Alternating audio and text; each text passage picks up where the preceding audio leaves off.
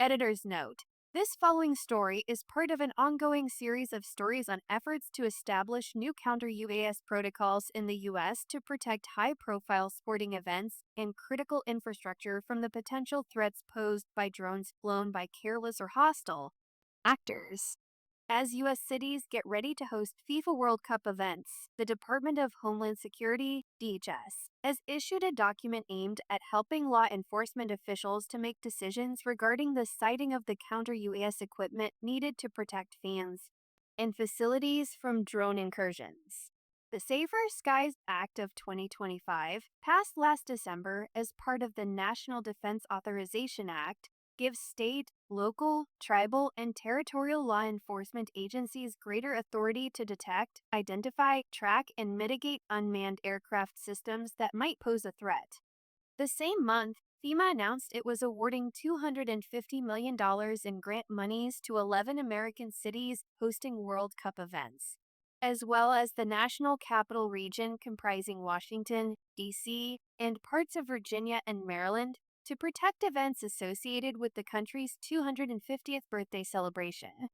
DHS has reportedly been working with 8 of the 11 World Cup host cities to help law enforcement agencies there establish counter-UAS capabilities in time for the soccer tournament.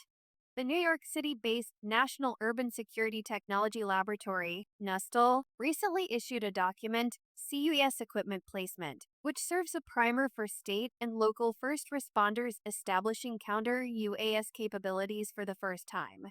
The guidance gives practical, step-by-step advice on how to evaluate sensor locations, conduct site surveys, and refine operational plans.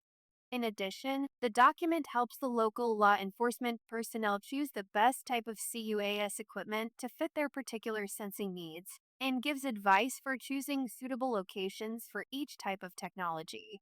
Users are encouraged to employ the guide when searching for sites to stage the equipment needed to protect stadiums, critical infrastructure, and public events. The guide also includes a site access and contact information page and a field worksheet where users can record their process for establishing the locations of their drone tracking equipment. With most World Cup events slated to occur in high-density urban settings, police agencies and other first responders are encouraged to first establish an area of regard (AOR), the 3D volume of airspace the sensor is meant to watch, such as from the stadium to 2 kilometers out, from 0 feet AGL up to 1,000 feet AGL. Would-be counter-UAS operators are also encouraged to be mindful of clutter in the AOR, cars, trees, waves in nearby bodies of water, fans in the stadiums, or wind turbines, which can result in unwanted radar or sensor returns. Too much clutter creates false tracks or hides real drones, the guide warns. CUAS sensors, radar, RF, EO/IR cameras work best when there is a clear line of sight, LOS, between the sensor and the drone.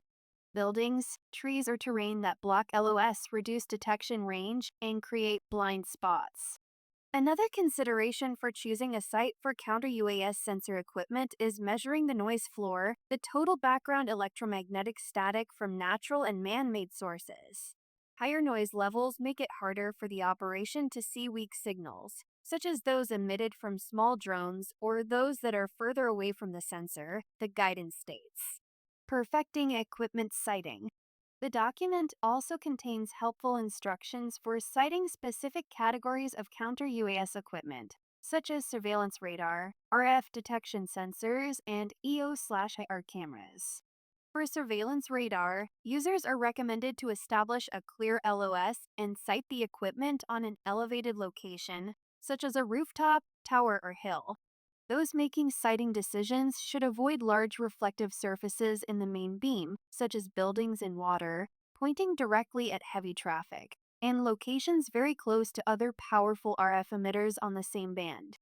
Users should also be aware that the installation of radar-based equipment invariably involves trade-offs. Raising the height of the radar improves range, but may reduce coverage of very close, low-altitude drones, while using radar settings that reduce clutter may also reduce maximum range. RF detection sensors benefit from good LOS toward drone flight paths, and are often more tolerant of partial obstruction than radar, the document states.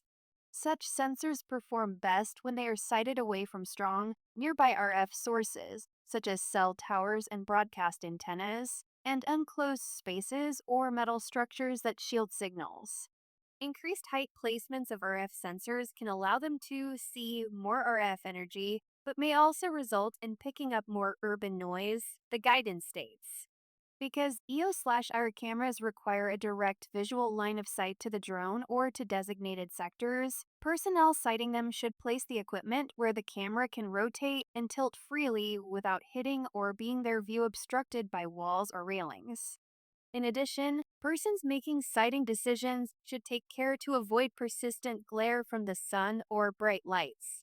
Users should also consider how the EO/IR cameras will perform at night and might see the need to introduce ambient lighting or infrared illumination. They should also take into account the camera's potential exposure to the weather by providing housing, wipers, or heaters. Nustel encourages first responder agencies using the field guidance document to share their feedback to it by visiting the agency's website at www.dhs.gov/science-technology/national-urban-security-technology laboratory. Interested parties also can contact Nustel at hq.dhs.gov for more information.